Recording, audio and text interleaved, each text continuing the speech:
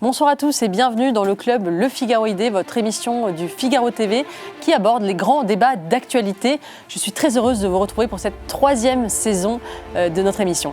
Ce soir, nous allons aborder un sujet d'actualité brûlant, la question des écrans et du numérique et de l'addiction qu'ils suscitent dans la population. Alors qu'une pause numérique a été expérimentée en cette rentrée scolaire à l'école, nous nous demanderons si nous assistons ou pas à un virage en matière de numérique. Nous parlerons aussi de la question des adultes. Les adultes aussi peuvent-ils être addicts aux écrans ? Enfin, nous parlerons de la question des bienfaits de la lecture. Est-ce l'antidote à cette addiction au numérique ? On en parle avec mes deux invités ce soir, l'essayiste Olivier Babot et le chercheur Michel Desmurger. Bonsoir à tous les deux et bienvenue dans le club Le Figaro Idée. Je vous présente Olivier Babot, vous êtes président de l'Institut Sapiens et professeur en sciences de gestion à l'Université de Bordeaux. Vous êtes depuis cette année chroniqueur sur Europe 1. Vous écrivez aussi régulièrement dans le Figaro. Et vous avez publié récemment Le nouveau désordre numérique, comment le digital fait exploser les inégalités. Michel Desmurger, vous êtes docteur en neurosciences, chercheur au CNRS et vous avez publié un ouvrage très remarqué au titre évocateur, La fabrique du crétin digital, les dangers des écrans pour nos enfants. C'était en 2019. Et le deuxième volet, qui est plutôt la partie solution, qui s'appelle Faites-les lire pour en finir avec le crétin digital. Il y a aussi un ouvrage remarqué, on va bien sûr en parler dans cette émission. Je voudrais démarrer notre émission par un sujet d'actualité, puisque depuis la rentrée scolaire, une pause numérique a été instaurée à l'école à titre expérimental dans plusieurs collèges. Alors le téléphone portable est interdit théoriquement au collège depuis 2019, mais là il s'agit d'une vraie pause numérique qui oblige les élèves à déposer leur téléphone portable à l'entrée de l'établissement le matin et le récupérer le soir. Ma première question, Michel Desmurger, est-ce que ça va dans le bon sens, ce genre de mesure ? Je crois qu'il était temps. La question n'est pas de savoir si c'est une bonne idée, la question c'est de savoir pourquoi on a mis aussi longtemps pour arriver à cette idée-là. Oui, ça va dans le bon sens. Toutes les études montrent assez clairement que l'utilisation du portable, alors il y a deux utilisations du portable, il y a évidemment toujours des utilisations pédagogiques extrêmement focales. On peut toujours trouver une bricole pour laquelle le portable peut être utile, mais globalement, l'utilisation pédagogique du portable, les études montrent qu'au mieux, l'intérêt sur la performance des élèves est nul et généralement c'est négatif. Donc c'est pas un bon outil d'apprentissage. Et l'utilisation du portable pendant les cours, ce qui est quand même une utilisation assez importante chez les élèves, pour le coup a des effets extrêmement délétères qui sont très bien documentés, y compris par les études PISA, les études académiques. Olivier Babot, vous êtes d'accord avec cette mesure ? Vous pensez qu'on va dans le bon sens ? Je trouve que ça va dans le bon sens, mais c'est le minimum, oui. Évidemment. C'est un bon début. Mais encore heureux que les étudiants malheureusement, ils ont toujours les portables, mais que les élèves n'aient pas leur téléphone avec eux, même dans le sac. On sait d'ailleurs que ça a un effet sur l'attention, le fait de l'avoir à proximité, même éteint d'ailleurs. Hein. Les études ont montré que même éteint, vous êtes en rendez-vous avec quelqu'un dans un restaurant, même si votre téléphone est éteint, il est sur votre table, vous n'avez pas la même attention. Ouais. Donc évidemment, c'est le minimum. Mais est-ce que ça suffit à redonner la capacité de concentration sur le long terme que vous perdez parce que vous l'avez tout le reste du temps ? Encore ne faudrait-il pas que tout le reste du temps familial, qui en fait, il faut le rappeler, la majeure partie de la vie des enfants, vous ayez accès illimité à ces écrans. Alors la commission qui a été lancée, qui a rendu son rapport, qui a été rendu au président de la République en avril dernier, qui s'appelle « Enfants et écrans à la recherche du temps perdu », beau titre, a préconisé un certain nombre de mesures qui vont beaucoup plus au-delà de cette interdiction du portable à l'école, puisque, je cite les mesures, pas d'exposition aux écrans pour les enfants de moins de 3 ans, un usage déconseillé jusqu'à 6 ans, une exposition modérée et contrôlée à partir de 6 ans, pas de téléphone portable avant 11 ans, pas de téléphone portable avec Internet avant 13 ans, pas d'accès aux réseaux sociaux avant 15 ans et un accès uniquement aux réseaux sociaux éthiques après 15 ans. Est-ce que c'est réaliste de mettre en œuvre ce genre de solution en France ? Oui, je pense. Je ne vois pas ce qui nous empêcherait. Après, évidemment, il faut informer les parents, il faut expliquer pourquoi, il faut expliquer comment. Voilà, l'une des avancées de cette commission, moi, à mon sens, c'est le pas d'écran avant 6 ans. Quand on disait ça il y a encore quelques années, on passait pour un dangereux sociopathe. Voilà, l'OMS, l'Académie américaine de pédiatrie, disent à peu près la même chose. Donc, ils n'ont pas été jusqu'à pas d'écran jusqu'à 6 ans, mais extrêmement déconseillés, encadrés, toujours avec les parents. Donc, je pense que c'est une avancée intéressante. Voilà, les réseaux les réseaux sociaux jusqu'à 15 ans, ça paraît, encore une fois, c'est des réseaux sociaux qu'ils appellent éthiques. Ils repoussent plus loin l'usage des réseaux sociaux, tout venant, Instagram, TikTok et compagnie. Quand on voit effectivement, quand on regarde les études... C'est quoi un réseau social éthique ? C'est un réseau social qui ne taxe pas les ressources attentionnelles de l'enfant, qui n'en fait pas un objet, comment dire, qui n'utilise pas les réseaux à des fins uniquement et strictement commerciales, c'est-à-dire qui ne considère pas que l'enfant est une vache à lait et qui ne le sature pas de publicité plus ou moins masquée. Donc voilà, quand on voit l'impact de l'usage des réseaux sociaux, oui, c'est une bonne mesure. À titre, il faut que les gens réalisent, parce que les gens qui penseraient que c'est un discours passéiste ou je ne sais quoi, quand même que les gens réalisent qu'aux États-Unis, il y a une ingénieure de chez Meta qui a fait défection, exactement comme ça s'est passé avec l'industrie du tabac, qui a sorti un certain nombre de documents internes à la société, qui montrent clairement que ces gens-là savent pertinemment que leurs réseaux sociaux, alors c'est Meta, mais voilà, les études académiques montrent qu'on peut extrapoler aux autres réseaux. Donc Meta, c'est Facebook et Instagram notamment.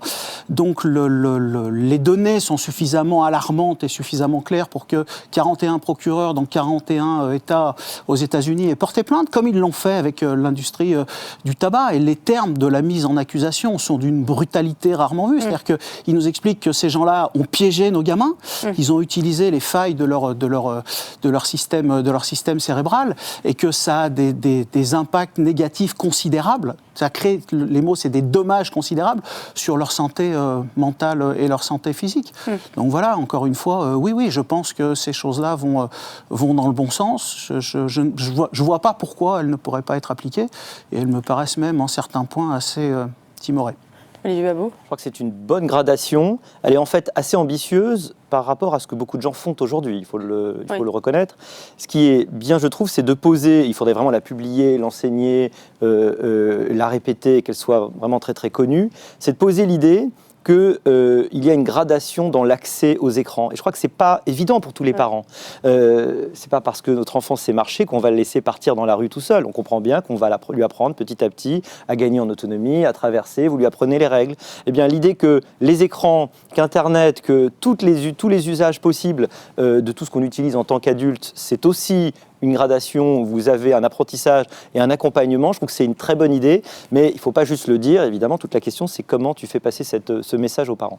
Oui. Il y a peut-être une dernière chose à dire, c'est que moi, j'ai la chance d'avoir des enfants qui sont autour de 11-13 ans. Donc, vous voyez, on est exactement là-dedans. J'essaie de suivre, je suis d'ailleurs. Alors, vous faites quoi, vous résistez ? Ah oui, non, mais je suis la gradation pour l'instant, je suis parfaitement là-dedans.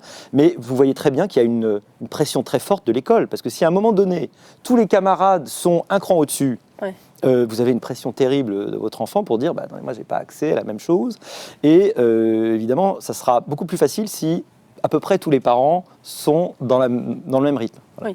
Oui. Et la question des réseaux sociaux est intéressante parce qu'on a vu que récemment justement en Australie, l'Australie a annoncé fixer entre 14 et 16 ans l'âge minimal pour utiliser les réseaux sociaux. Est-ce que vous pensez que ça doit passer par la loi ? Il faut faire des lois comme ça pour réglementer, créer une majorité numérique ? Alors moi, si je ne me trompe pas, mais peut-être que vous allez me détromper, mais il y a déjà des âges minimaux et en fait, les enfants trichent sur l'âge qu'ils mettent quand ils créent leur profil. Je crois que c'est le vrai pour sur TikTok. Il n'est pas légal dans la loi, c'est sur les plateformes. Oui, c'est les plateformes, mais en fait, vous dites, j'ai 14, j'ai 15 ans, mais en fait, ils ont beaucoup moins. Ça pose la question du caractère possible du respect. Est-ce qu'on arrive à imposer le respect ou pas de ces interdictions ? Je pense que sur le principe, c'est pas absurde. C'est pas absurde, mais avec pas beaucoup d'illusions sur la capacité à le faire. On sait que même en Chine, vous savez, où ils ont limité à 45 minutes de TikTok par jour et 3 heures de jeux vidéo par semaine, on sait qu'en fait, les parents font du donnant-donnant. Si t'es sage, je te donne mes codes et puis tu peux le faire à ma place, etc. Voilà. Évidemment, c'est difficile de contrôler. Michel Desmurger, ça vous paraît réaliste, vous, l'interdiction des réseaux sociaux en deçà d'un certain âge ? À partir du moment où on fait un rapport bénéfice, c'est un rapport bête de bénéfice-risque ou risque-avantage, quand on regarde l'impact que ça a sur le développement, sur la santé mentale, il y a de plus en plus d'études qui montrent quand même, qui sont notamment repris par par les procureurs américains. Il y a eu un rapport encore, le General Surgeon, qui est le responsable du système de santé aux États-Unis. C'est pas des gens qui sont hyper courageux et quand ils acceptent de se mouiller, c'est que vraiment la pluie est sévère. Là, ils ont quand même sorti un rapport assez sévère sur l'impact de ces choses-là sur la santé mentale. Donc, à partir du moment où on considère que ça peut être, et encore une fois, il ne s'agit pas de tout jeter, mais de dire que il ne s'agit pas de réfléchir à comment ça pourrait être utilisé dans un idéal fantasmé. Ça pourrait sans doute être utilisé mieux. La question, c'est comment c'est utilisé. Et vu la façon dont ces outils-là sont utilisés, oui, ça met les enfants, leur développement, leur santé mentale, leur santé cognitive, via ne serait-ce que le sommeil, leur santé attentionnelle en danger. Donc moi, je ne suis pas choqué qu'on intervienne. C'est-à-dire qu'on considère que l'alcool, par exemple, ça a un effet plus important sur les jeunes enfants. Donc on a interdit l'alcool. Voilà, on peut prendre les réseaux sociaux. Ça peut paraître idiot comme comparaison, mais ça n'allait pas tant que ça. C'est-à-dire que le cerveau des ados, il mature tardivement. Et les ados, par exemple, il y a des études récentes qui montrent que, notamment le système de récompense. Et le système de récompense, c'est quelque chose qui a été inventé par l'évolution pour maintenir les comportements qui sont jugés utiles à la pérennisation de l'espèce.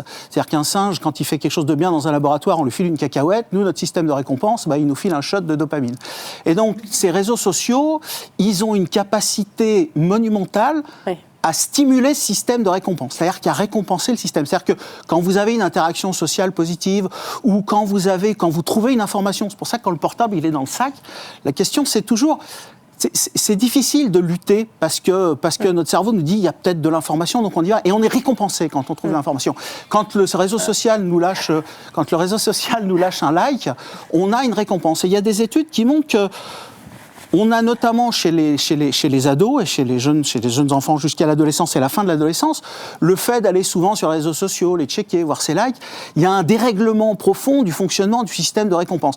Et le système de récompense, il est impliqué, c'est un truc important, il est impliqué dans toutes les addictions. On a une implication, la sortie commune, elles sont toutes différentes, mais la sortie commune, c'est un dérèglement du système de récompense. Et donc, le cerveau des enfants qui mature tard, on a des choses qui sont présentes chez l'adulte et chez l'enfant, c'est-à-dire qu'on a une vulnérabilité là, qui n'est plus présente chez l'adulte. C'est-à-dire que les régions du cerveau, c'est déjà compliqué pour un adulte, mais les régions du cerveau qui vont nous permettre de nous défendre et de prendre en compte ces choses-là et sont des régions qui sont fonctionnelles chez l'adulte, et c'est déjà compliqué, mais c'est des régions qui ne sont pas fonctionnelles chez l'enfant. La décision, la régulation, l'hyper-réactivité du système de récompense est beaucoup plus importante chez l'adulte, donc le met beaucoup plus à risque. Et dans cette optique-là, on considère que l'alcool, comme ça met l'ado beaucoup plus à risque pour son développement cérébral que l'ado plus à risque que l'adulte, on peut considérer que l'ado est beaucoup plus à risque qu'un réseau social. Et il y a des choses qui ne me dérangent pas chez un adulte de 20, 22, 24 ans qui sont beaucoup plus problématiques chez un ado de 16, 17, 18 ans. Est-ce qu'on a mis du temps à s'en rendre compte de ces méfaits, ou est-ce qu'on le savait et on n'a pas agi peut-être parce qu'on se disait justement c'est ringard d'être contre le numérique, il faut que le progrès avance.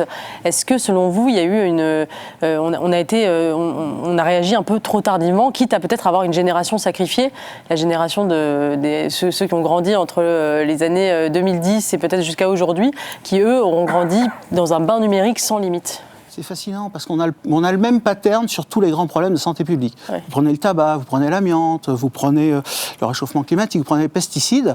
Il se passe des décennies entre le moment où on a l'information et où on sait, ou en tout cas on soupçonne de façon extrêmement robuste que ça a des effets négatifs. Le tabac, il a fallu plus de 30 à 40 ans avant que des mesures soient prises, parce qu'on a des marchands de doute, parce qu'on va vous dire des choses comme voilà, c'est une panique morale, les chercheurs sont pas d'accord, les corrélations c'est pas des causations, donc on va vous sortir tout ce genre, passez-moi de l'expression, c'est un peu grossier, mais on va vous sortir tout ce genre de conneries et c'est très énervant pour arriver à diluer la force du message et la certitude et la robustesse de ce message-là. Donc oui, ça fait un moment qu'on sait, ça fait un moment qu'on aurait dû agir, mais encore une fois, comme pour tous ces grands problèmes de santé publique qui mettent en jeu quand même des industries qui pèsent extrêmement lourd, on a un retard de la décision publique qui est dû au fait que l'information n'est pas donnée de façon extrêmement claire. Mais on l'a. Oui. Voilà. Olivier Babot, est-ce qu'on est encore loin à la détente? Parce que là, on voit, il y a une expérimentation qui est menée dans les collèges à la rentrée, donc c'est 50 000 élèves. Est-ce qu'on n'aurait pas dû dire, allons-y, maintenant on y va tout de suite, pourquoi encore ces délais, ces expérimentations? On perd en fait du temps. Ce qu'il faut comprendre, c'est que c'est sûr, la comparaison avec l'alcool et la drogue est assez tentante, et c'est vrai qu'elle est tout à fait juste sous plein d'angles. Il y a quand même quelque chose de différent par rapport aux écrans D'abord, c'est que les parents les pratiquent aussi, donc en fait, il y a quelque chose d'une sorte naturelle, alors que tous les parents ne boivent pas, ne se droguent pas, etc. Et puis, l'écran, il y a quand même toujours l'idée que ça apporte aussi quelque chose, qu'on va apprendre, qu'on va s'ouvrir. Il faut se souvenir, quand vous étiez un serf du Moyen-Âge, vos options culturelles, le soir à la veillée, c'était l'histoire de l'ancien et c'était tout. Il n'y avait rien d'autre et votre horizon dans le monde, il se limitait quand même pas mal. L'arrivée de la télévision a été à la fois une extraordinaire fenêtre sur le monde, il faut le dire, une ouverture culturelle, une compréhension de plein d'autres choses. Et puis tout de suite, d'ailleurs, il y a eu plein de critiques, dont Bourdieu, par exemple, pour expliquer, et plein d'autres, Neil Postman, un peu plus tard, Se divertir à en mourir, sur le fait que, c'est vrai, très rapidement, on est passé à 4 heures en moyenne par Français de plus de 5 ans, et par jour. Et c'est à peu près, un peu plus aux États-Unis, on est plutôt à 3h45, 3h30 par Français, d'ailleurs, toujours aujourd'hui, à ma connaissance, 3h30 de téléviseurs par Français de plus de 5 ans par jour. Bon. Donc, à partir du moment où chacun on le pratiquait, on a du mal à se dire que l'écran va pas aussi être quelque chose. Il y avait ce mythe, et c'est vrai que c'est comme l'idée que la cigarette est finalement bonne, c'est « Oh regardez, vous allez montrer à vos tout-petits des comptines, ils vont apprendre l'anglais ». Que dalle, rien du tout. Enfin, t'apprends rien, tout ce que ça fait, c'est que tu déploies pas de langage en fait. Et que si tu mets les tout-petits-enfants devant les écrans, c'est une sorte de destruction massive sur le développement de leur cerveau. Mais effectivement, au début, il y avait soupçon. On se disait « Tiens, ça va être pas mal ». On pouvait presque le faire en ayant une bonne conscience, vous voyez. Alors que la cigarette, je suis pas sûr que ça n'a jamais été le cas, ou l'alcool, à vrai dire. C'est pour ça que c'est plus lent, voilà, c'est plus long. Voilà. C'est intéressant parce qu'on nous vend toujours ce que le numérique pourrait avoir de positif. On nous vend toujours cet idéal fantasmé. Si les gamins n'utilisaient leur smartphone et leurs outils numériques pour, je sais pas moi, lire Gare épais, consulter des tutos de résolution d'équations du second degré ou se renseigner sur la bataille de Valmy, on serait pas là. Il y a des très bons tutos d'ailleurs. Oui, il y en a de très bons. Mais quand on regarde les données, quand on regarde les faits, on s'aperçoit, alors ça dépend de l'âge, mais entre 80 et 95% du temps d'écran est passé à des usages récréatifs. Donc c'est la télévision au sens large, tout ce qui est vidéo, télévision, YouTube, etc. Les jeux vidéo. Et le troisième, c'est les réseaux sociaux. Encore une fois, on peut trouver des choses sympas sur les réseaux sociaux, mais là l'usage concentré qu'on observe, c'est un usage, c'est le défilement de vidéos TikTok. Et voilà. Et donc, on s'aperçoit que les usages sont massivement concentrés sur tout ce que le numérique peut avoir délétère pour le développement de l'enfant. Donc, voilà, il y a cette idée, ça peut être chouette, mais c'est pas chouette dans la façon dont c'est utilisé. C'est vraiment là la difficulté. Là, encore une fois, je le vois avec mes enfants parce qu'on teste en permanence, c'est l'écran lui-même. C'est vrai, il fait écran et il a plein de défauts, mais parfois il est super bien. C'est-à-dire que vraiment, il y a des ressources sur Internet, par exemple des tutos de dessin, des tutos d'équations du second degré, mais même pour faire des origamis. Moi, mes enfants adorent ça. Donc l'idée, c'est qu'on a fait une différence entre écran non supervisé et tout à fait, ça finit en short. C'est-à-dire que c'est le défilement de la mort, vous savez, exactement, ça c'est terrible.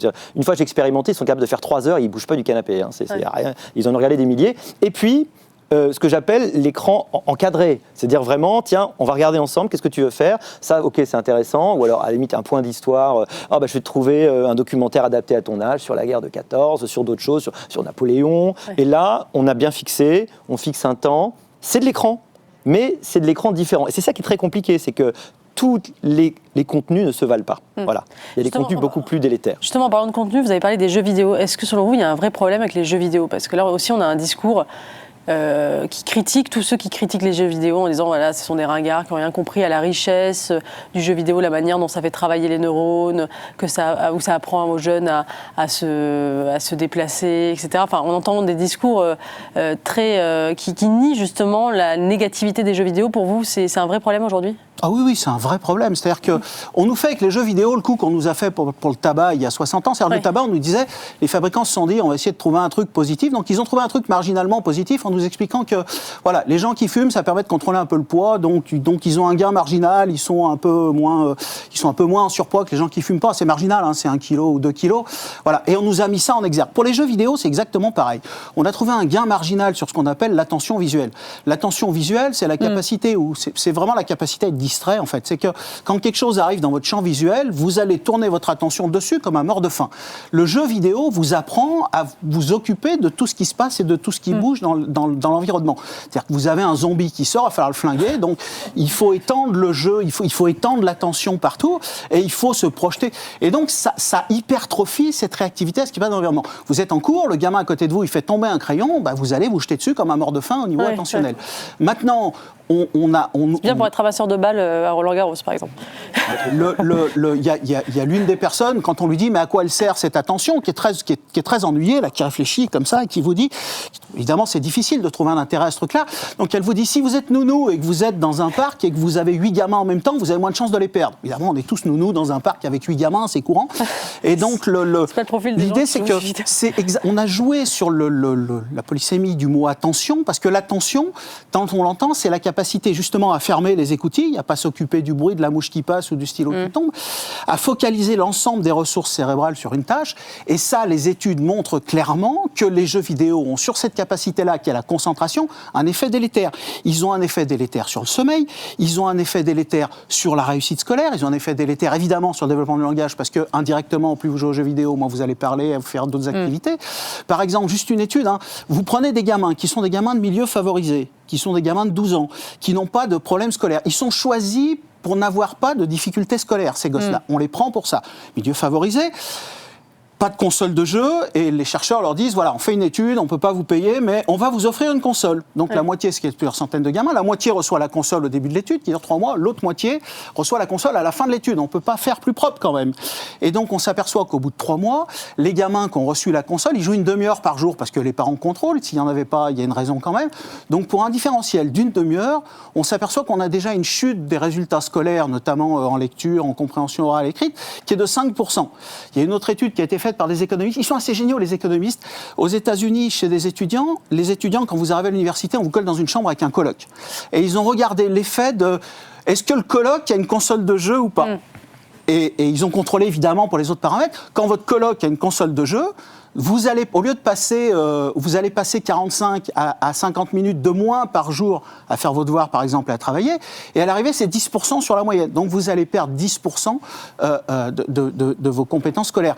Donc là, on parle de une demi-heure pour 3 mois, 5% de chute des résultats scolaires. Des études comme ça, il y en a des wagons. Il y a une étude où vous prenez des gamins, très vite, mais vous prenez des gamins qui n'ont pas de difficultés attentionnelles, mais au sens de concentration. Et ces gamins-là, qui n'ont pas de smartphone. Et ces gamins-là, vous leur donnez un smartphone et vous revenez 3 mois après. Et au bout de 3 mois, vous observez une chute des compétences attentionnelles qui est la même que ceux des gamins qui ont, alors c'est le smartphone, c'est le jeu vidéo, vous avez toujours la même chose pour ce genre de choses. Donc c'est très bien documenté. Olivier Babot, dans votre livre, vous expliquez que le digital creuse les inégalités sociales. Effectivement, on voit une différence entre des enfants qui viennent de milieux éduqués et aisés, dont les parents en fait, protègent vis-à-vis des écrans, et des milieux populaires qui sont livrés justement à l'addiction aux écrans. Est-ce que c'est une fracture qui se creuse de plus en plus ? C'est ce que semblent dire les statistiques. Plus vous descendez dans l'échelle sociale, plus le temps d'écran augmente. C'est quasiment un doublement en fait. On n'a pas tellement d'informations sur les contenus, mais enfin on peut imaginer que les contenus sont peut-être pas tout à fait les mêmes. La télévision, c'est la babysitter la moins chère. Donc évidemment, on ne jette pas la pierre. Ce qui est certain, c'est que plus vous élevez dans l'échelle sociale, plus vous avez des parents. Alors d'ailleurs, c'est pas nécessairement de l'échelle sociale au sens pécuniaire. C'est souvent les professeurs. Vous savez, les enfants qui assistent le plus, c'est les enfants de professeurs. Statistiquement, les professeurs qui vivent très longtemps aussi. Il faut croire que c'est une fonction qui détend et qui fait faire peut-être des vies moins aventureuses. Mais donc, c'est plutôt les professions intellectuelles supérieures qui vont encadrer beaucoup plus. Et qui donc vont aider leurs enfants qui sont conscientes, les professions, du fait que cet encadrement est nécessaire. Mais ça nécessite beaucoup de réflexion, ça nécessite de l'effort, ça nécessite de la bataille. Qui n'a jamais enlevé une console ou un écran à un enfant en constatant une forme de réaction, de manque, de stress? Vous savez, pendant 20 minutes, c'est comme si vous aviez enlevé la drogue à un cocaïnomane. Enfin, c'est assez étonnant. Au bout d'une heure, l'enfant retrouve intérêt, curiosité, ouverture, inventivité pour d'autres choses. Mais ça met du temps. Et donc, ça nécessite une discipline de fer. Et moi, tous les ans, même quasiment 2 fois par an, je fais un tableau, voici la règle des écrans, on en discute. C'est un investissement, mais je crois que tout le monde, malheureusement, n'a pas cette capacité à faire cet investissement. Sans doute. On peut se permettre pour une chose, c'est vrai pour les écrans récréatifs à la maison. mais c'est aussi vrai pour le numérique scolaire. C'est-à-dire que les études montrent, dans les études PISA, que c'est les enfants des milieux défavorisés qui dégustent le plus, si je peux le dire comme ça, quand vous numérisez le système scolaire. C'est-à-dire que c'est les enfants qui n'ont pas de support et de support humain à la maison qui ont le plus de difficultés. Petit bémol peut-être, alors les résultats sont clairs, mais les enfants de milieux favorisés les utilisent beaucoup moins. Mais il y a un certain nombre d'études qui montrent que ça leur coûte plus cher. C'est-à-dire que chaque heure d'écran en termes de développement va coûter plus cher parce qu'ils sont dans un milieu où la richesse stimulante du milieu est beaucoup plus importante. Donc en leur retirant une heure, vous leur retirez beaucoup plus. Ouais, donc ils l'utilisent moins. Mais chaque heure utilisée a un effet un peu plus délétère sur leur développement. Un coût d'opportunité supérieur. Un coût d'opportunité. J'aimerais qu'on parle de la question. J'aimerais qu'on parle de la question des adultes, parce que c'est vrai qu'on se focalise beaucoup sur les dommages que font les écrans et le numérique auprès de la jeunesse, mais il me semble que le numérique touche aussi énormément les adultes et qu'on a tendance à l'oublier, que les adultes eux-mêmes sont en proie à une forme d'addiction et peut-être d'ailleurs que c'est une manière de passer cette addiction sous le tapis en le focalisant que sur les jeunes, les enfants, les jeunes, comme si finalement zéro écran du côté de la jeunesse et puis dès qu'on est adulte, ça y est, on a le droit à tout, open bar et finalement plus aucune limite. Vous, Olivier Babot, dans le Figaro, il y a quelques années, vous aviez publié un journal de désintoxication numérique où vous expliquiez que vous essayez de vous désintoxiquer de votre usage du numérique. Alors, vous allez nous dire si vous avez réussi ou pas, mais est-ce que ce n'est pas un vrai problème aussi chez les adultes, ce numérique et ces écrans ? Je crois que c'est comme les alcooliques, on est alcoolique toute sa vie, même si on a réussi à vaincre, n'est-ce pas ? C'est pareil pour les écrans. Alors, on est tous très jeunes dans cette salle, mais on fait quand même partie du monde d'avant. C'est-à-dire qu'on fait partie d'une génération qui ont été élevées sans les téléphones, les écrans, cette infinité de contenus formidables qui ont été sélectionnés pour plaire à notre cerveau en permanence au bout de nos doigts. Ce qui rend dingue, en fait. Et même nous, et même quand c'est notre métier, de lire, de prendre le temps, on se rend compte que l'écran exerce une sorte de fascination. C'est comme l'anneau dans Le Seigneur des Anneaux, il rend complètement dingue Gollum. Et on est tous... Il faut être très, très humble, je trouve, vis-à-vis de ça. Donc j'étais le premier à dire, voilà, moi je me retrouvais en train de visiter un site fabuleux en Grèce et je me rends compte que je suis finalement sur mon téléphone et que j'ai perdu mon guide. Et que je suis en train de checker Instagram au milieu du mois d'août et ça n'a absolument aucun intérêt.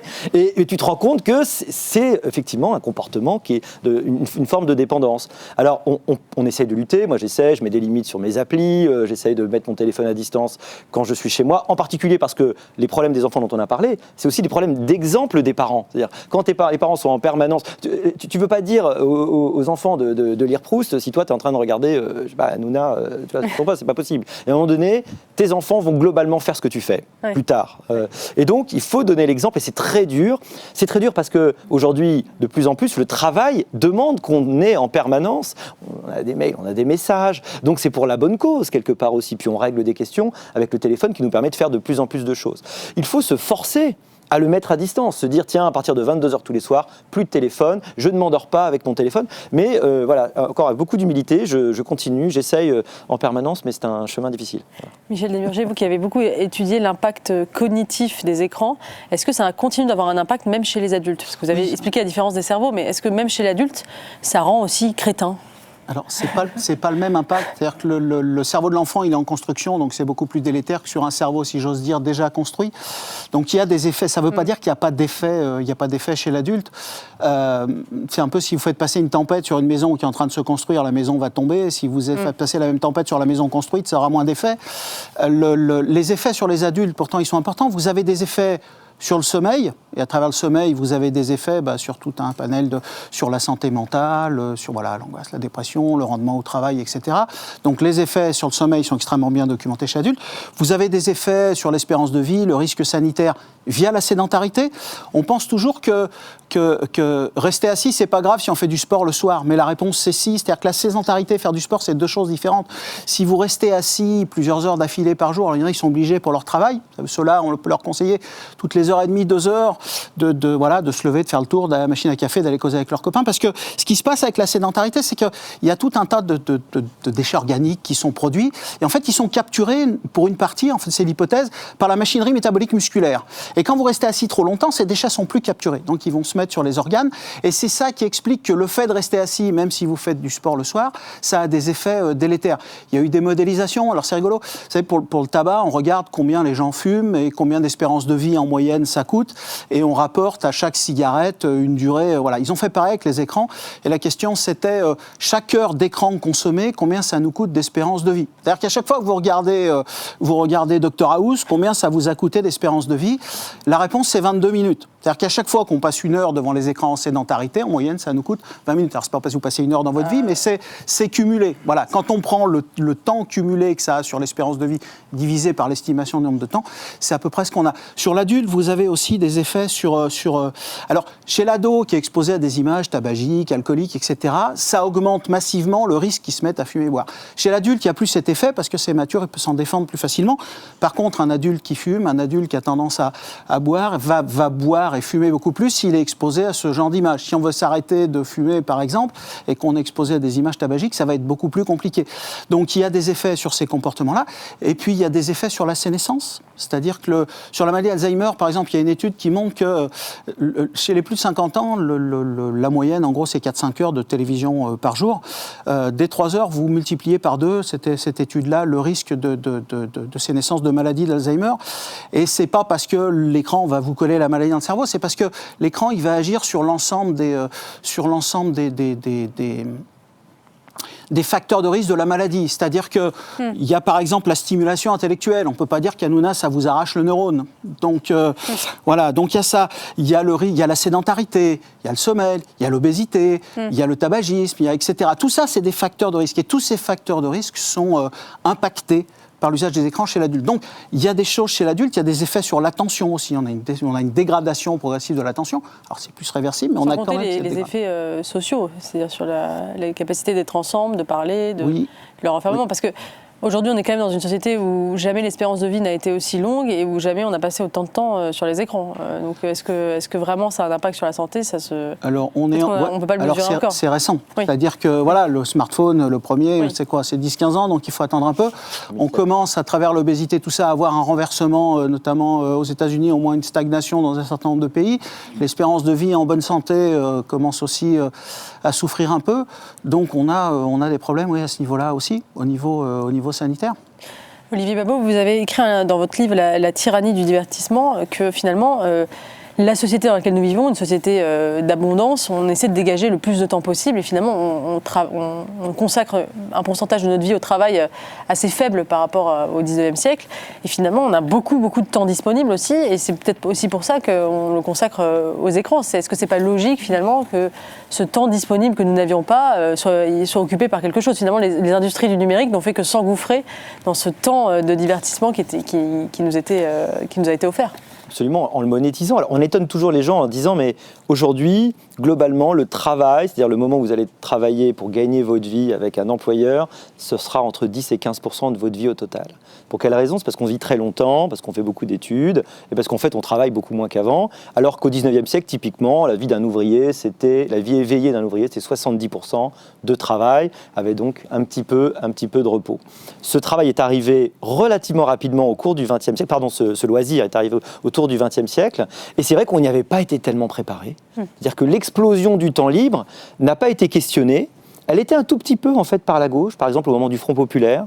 L'idée c'était que les vacances, les premiers congés payés qu'on donnait, c'était pas seulement pour se dorer la pilule qui était plutôt sur la plage, qui était plutôt vu comme un loisir bourgeois. L'idée c'est que de ce temps qu'on avait dégagé, on allait l'utiliser pour se cultiver. C'était d'ailleurs dès aussi le 19e siècle, dans les écrits, l'idée c'est qu'on allait émanciper les masses par la culture et donner plus de temps. C'était donner du temps pour du repos physique, c'est sûr, mais aussi pour se cultiver intellectuellement. Et puis tout ça, et puis en fait on a laissé tomber tout ça. Concrètement, il y a eu un peu en 81, n'est-ce pas, le fameux ministère du temps libre qui a duré 3 ans, qui a été rapidement assez mal vu. Et pourtant c'était l'idée de la prise en compte de la question d'essayer de guider un petit peu ces gens dans une vie qui, qu'on le veuille ou non, est devenue une vie.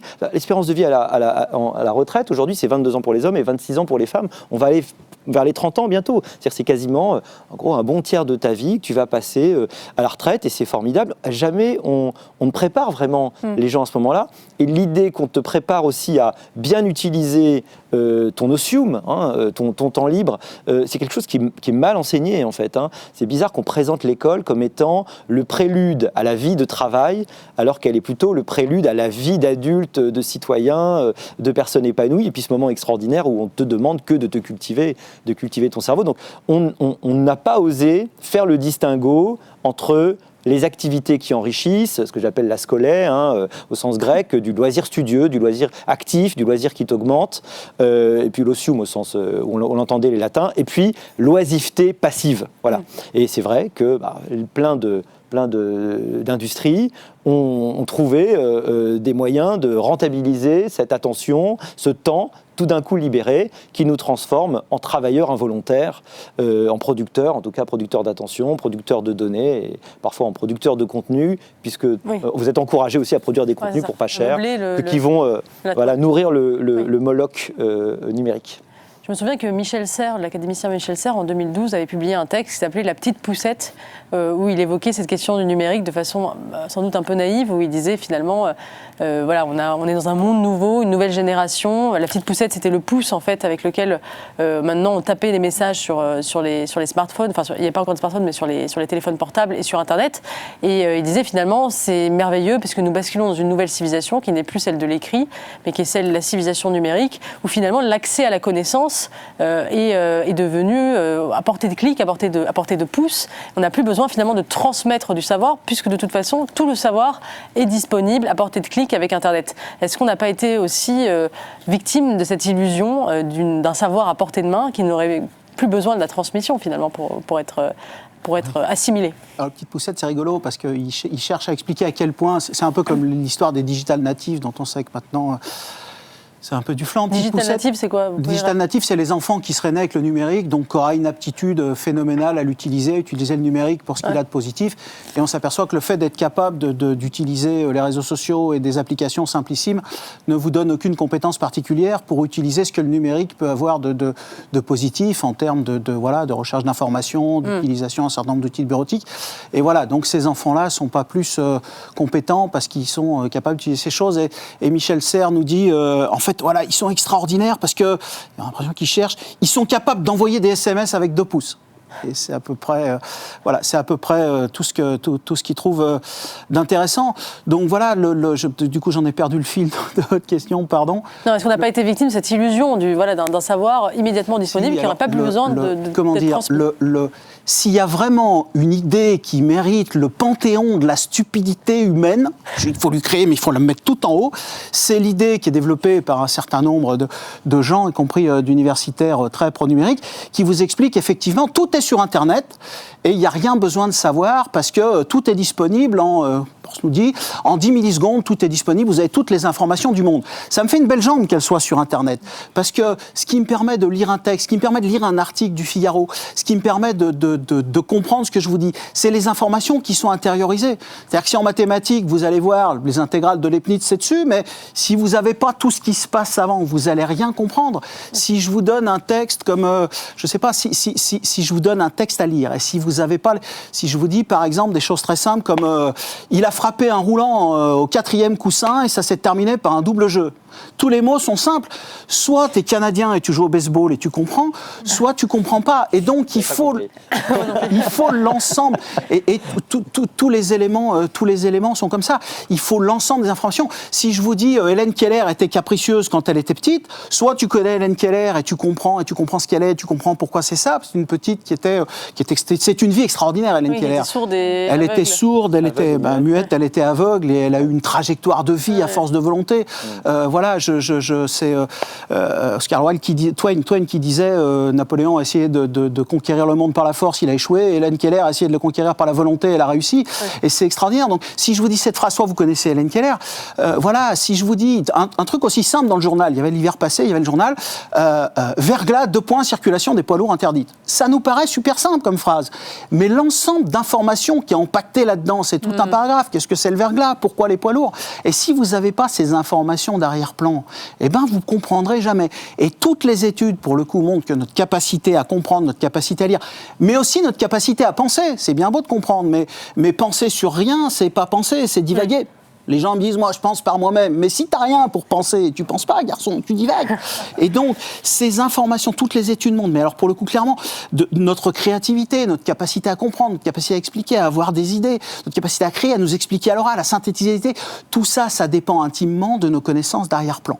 Et ce qu'on appelle l'intelligence verbale dans les tests d'intelligence comprend effectivement ce stock de connaissances. Parce que sans ces connaissances-là, on est fait. Donc, le fait que ce soit sur Internet, c'est bien. Le fait qu'on puisse y avoir accès, c'est bien. Les études montrent, cela étant dit, et après je me tais, mais les études montrent, il y a plein d'études qui montrent que on nous dit, ouais, il suffit d'aller voir sur Internet. En fait, ils ont fait un truc sur il y a plein d'études, mais les études montrent que c'est pour quelqu'un qui est naïf sur un sujet, c'est beaucoup plus difficile de comprendre en allant chercher sur Internet que de prendre un bouquin qui vous prend par la main et qui vous explique tout. Il y a eu une très belle étude française sur la reproduction des coronavirus, des étudiants en biologie. Vous prenez ces étudiants, il y en a qui ont une formation en virologie, ils sont tous biologistes. Il y en a qui ont une formation en virologie et pas les autres. Et vous leur présentez les informations de façon éclatée. Internet, c'est un réticule, c'est une toile d'araignée, il y en a de partout.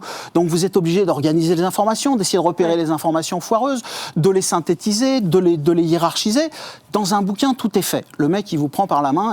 Et les étudiants, tous les étudiants trouvent que c'est beaucoup plus facile avec un livre linéaire. Les étudiants en biologie... Avec un manuel, en fait. Oui, un livre, voilà. Les étudiants en biologie qui n'ont pas de formation ne s'en sortent pas. Ouais. Les étudiants qui ont une formation en virologie s'en sortent un peu mieux, mais c'est compliqué. Donc cette idée que, parce que tout c'est sur Internet, on va le trouver, la réponse est non. Parce qu'il faut être capable de... Si vous êtes déjà spécialiste d'un sujet, voilà, moi vous m'envoyez sur Internet sur les tumeurs cérébrales, il n'y a pas de problème, je vais à peu près m'en sortir. Maintenant, vous m'envoyez sur Internet sur un truc de biologie moléculaire, et je vais être grotesque, je ne vais rien comprendre, je ne verrai pas les fake news, je ne saurai même pas quel mot-clé il faut poser. Et donc, le fait que ce soit sur Internet, ça ne sert à rien si ce n'est pas dans ma tête, et si je ne suis pas capable de le diriger, et si je n'ai pas les prérequis. Et il faut trier cette information. Enfin, c'est un Moloch, le mot c'est un Moloch, il faut capable d'être je me tais, d'être capable de c'est essentiel à réaliser. Vous savez, en épistémologie, on fait la différence entre décrire, expliquer et comprendre. Décrire, c'est le premier niveau. Expliquer, c'est quand vous commencez à comprendre des relations de corrélation ou de causalité. Et puis comprendre, c'est quand vous avez une vision beaucoup plus pleine. On fait aussi la différence en communication entre données, information et connaissance. C'est exactement la même chose. On ne se rend pas compte combien, pour vraiment comprendre quelque chose, il faut connaître le contexte, il faut connaître l'histoire. Au moment de l'enterrement d'Alain Delon, il y avait eu un stagiaire qui avait fait un copier-coller malencontreux. Visiblement, il ne connaissait pas grand-chose. Il avait dû demander à ChatGPT et il avait expliqué que Jean-Paul Belmondo était arrivé en moto à l'enterrement de Alain Delon. C'est un peu regrettable. C'est un grand journal quand même. C'était vraiment regrettable. Voilà, quand vous n'avez pas un minimum de connaissances de contexte, évidemment, vous vous plantez. Et l'autre comparaison qu'on peut faire très bien, c'est que on peut tout d'un coup vous télétransporter dans une bibliothèque de millions de volumes.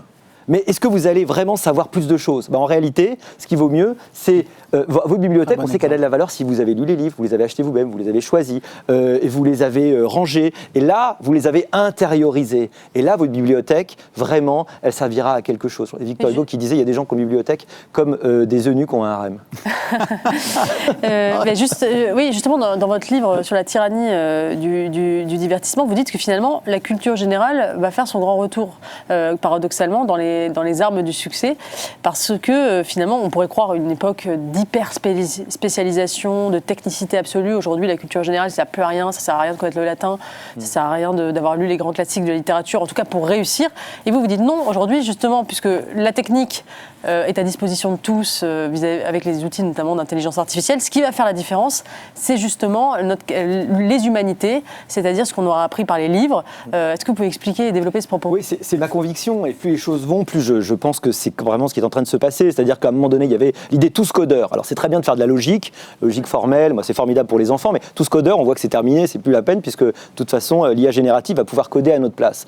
En revanche, on voit que pour bien utiliser tous ces outils, moi je ne suis pas pour débrancher les machines, pour bien les utiliser, il faut d'abord maîtriser la langue suffisamment pour avoir la capacité de juger de l'exactitude de ce qui est dit. Si vous ne savez faire que copier-coller, très rapidement, votre valeur ajoutée est très limitée.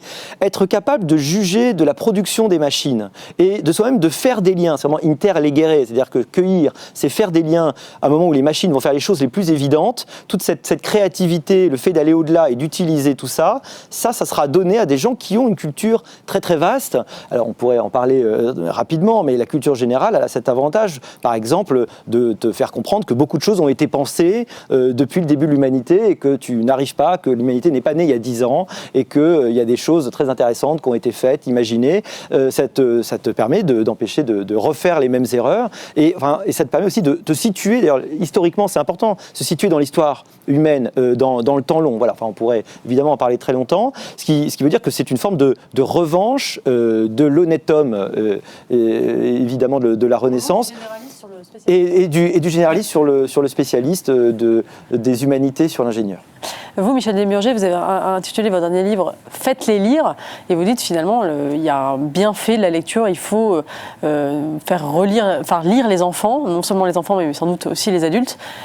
Pourquoi, selon vous, il est urgent d'en retourner à la lecture pour faire barrage au numérique ? Alors, il y a plein de choses qui sont positives au développement. On parlait tout à l'heure du temps libre, la musique, l'art, le sport, etc. Il y a une activité qui a un impact, un rapport qualité-prix, si j'ose dire, sans aucune commune mesure, c'est la lecture. On sous-estime l'impact de la lecture sur la réussite scolaire. Une étude de synthèse, par exemple, de l'Académie américaine de pédiatrie nous montre que si vous voulez prédire la trajectoire scolaire et professionnelle d'un enfant à très long terme, il suffit d'aller voir, quand il est en tout début de primaire, ses compétences en lecture et ça vous donnera une idée relativement précise de son suivi. Le facteur numéro 1 qui permet de prédire la réussite scolaire d'un gamin, c'est ses capacités en lecture, parce que la lecture, on nous a fait, au même titre que les connaissances ne servent plus à rien, on a eu un deuxième flanc qui était le apprendre à apprendre. Alors ça, c'est vraiment le flanc monumental. Il marche dans un certain nombre de cas très limités, dont la lecture. La lecture, c'est vraiment quelque chose qui nous permet d'accéder à la connaissance, qui nous permet d'apprendre. Donc, on sous-estime les bénéfices de la lecture. On pense avec du langage, on pense avec des connaissances. Rapidement, voilà. Si mon pote, il me dit « Qu'est-ce que tu fais ?» Voilà, il vous voit à l'écran, il n'a pas besoin de mots. Voilà, il a compris ce que c'était. Maintenant, s'il n'y a pas d'écran, je suis obligé de lui décrire. Il me faut des mots pour les visages, pour les émotions, pour les couleurs, pour les formes, pour tout. Donc, il y a une richesse langagière qui est infiniment plus importante dans les livres. Il y a plein d'études de contenu. Voilà, ils ont comparé des romans, des livres pour enfants, des livres d'enfants d'école maternelle, avec des discussions entre adultes telles qu'on peut l'avoir, des discussions entre adultes et enfants, entre adultes et bébés, des programmes de prime time, des films, des séries, des dessins animés. Il y a plus de richesse langagière dans un livre d'enfant d'école maternelle qui ne sait pas lire, La petite bouillarde rouge, là, que vous lui lisez, qu'il y en a dans tous les contenus oraux qu'ils ont pu regarder. Ouais. C'est-à-dire que non seulement il y a plus de mots, mais en plus, les phrases sont plus longues, il y a plus de syntaxe, il y a plus de grammaire. Je vous toujours cet exemple, il y a 2 ans, c'est fascinant parce qu'il y a 2 ans, il y a eu le concours des enseignants, de professeurs des écoles. Et c'était une poésie de Victor Hugo, il était question d'enfants chancelants, il fallait expliquer chancelant. La majorité des candidats, nous disent les jurys, ne connaissaient pas le mot chancelant, expliquaient que c'était des enfants qui chantaient ou qui avaient de la chance. Alors, pour un lecteur, c'est juste incompréhensible parce que le mot chancelant, il est très fréquent à l'écrit. Tous les 100 000 mots, vous l'avez, je relisais 24 heures de la vie d'une femme, vous l'avez au moins 15 fois là-dedans, etc. Vous l'avez dans Les Misérables, vous l'avez quasiment dans tous les bouquins. Chancelant à l'oral, il faut entendre 2 à 3 millions de mots pour l'entendre une fois. Et donc, les gens qui ne lisent pas ont très très peu de chances de connaître ce mot. Il y en a beaucoup, saillant, des mots comme ça. C'est des mots jubilés, jugulés, tout ça, c'est des mots que vous avez dans l'écrit. Et puis, la voix passive, je veux dire, la souris a été boulottée par le chat, c'est un truc de l'écrit. Et puis, les temps, vous savez, le passé simple, il lui fallut, le passé antérieur, le passé simple, il poussa la sorcière, etc. Voilà, c'est des temps de l'écrit. Subjonctif imparfait. Et puis, donc, non seulement la langue de l'oral, c'est une langue de communication. Okay. La langue de la pensée, alors je suis bien désolé, la langue de la pensée, elle est dans l'écrit et notamment dans les livres, et elle n'est pas ailleurs. Donc, si on veut dépasser les capacités de communication orale pour accéder à une langue plus riche qui nous permet de penser, c'est les livres ou c'est rien. Et vous êtes encore plus exigeant, parce que vous dites... Non, parce que souvent on dit il faut lire. Oui. Donc les gens disent très bien, mon enfant avec le pass culture va aller acheter des mangas et des bandes dessinées. Au moins il lit des livres peu exigeants. Mais alors vous vous dites non, la lecture d'un manga ne vaut pas celle de Madame Bovary. Vous êtes contre les idéaux égalitaristes et vous expliquez que tout ne se vaut pas en lecture. Alors là, vous allez quand même fort parce que non seulement il faut lire, mais il ne faut pas lire n'importe quoi. Non, alors les études montrent 3 choses. Quand vous lisez des livres, ça a des impacts positifs sur le langage, les connaissances générales, mais des choses comme, qu'est-ce qu'un carburateur, qu'est-ce qu'un conflit d'intérêt, qu'est-ce qu'un taux d'intérêt, enfin des choses extrêmement générales. C'est pas seulement la culture élitiste, donc les connaissances générales, sur la créativité qui dépend des connaissances générales, etc., sur la réussite scolaire massivement, etc. Donc l'impact de lecture des livres est massif. Ensuite, c'est une question de volume. C'est-à-dire qu'on explique que quand l'estimation, en gros, c'est vous avez lu 1 million de mots et vous en avez à peu près incidemment appris 1000, qui sont en général des mots qui ne sont pas les mots du commun de la langue. 1000 mots. C'est-à-dire que si vous lisez tout Harry Potter, c'est à peu près 1 million et quelques de mots, vous en avez appris un peu plus de 1000. Maintenant, pour faire 1 million de mots avec des livres, c'est 10 à 15 bouquins. Pour faire 1 million de mots avec un manga, il faut remplir 3 trains de manga quand même. Donc ça ne veut pas dire que le gamin, il ne peut pas lire des mangas et des BD. Peut-être qu'on va avoir des impacts. Et sûrement, je veux dire, la BD de Jancovici sur le réchauffement climatique, la BD de Piketty, par exemple, sur l'économie, on va pouvoir prendre de l'information. Mais si on regarde le développement du langage, le développement des capacités en lecture et la réussite scolaire, l'impact des mangas et des BD, il est nul. C'est des études. Et le troisième point qu'ils ont regardé, c'est la lecture sur Internet, c'est-à-dire les blogs, les SMS, les réseaux sociaux, etc.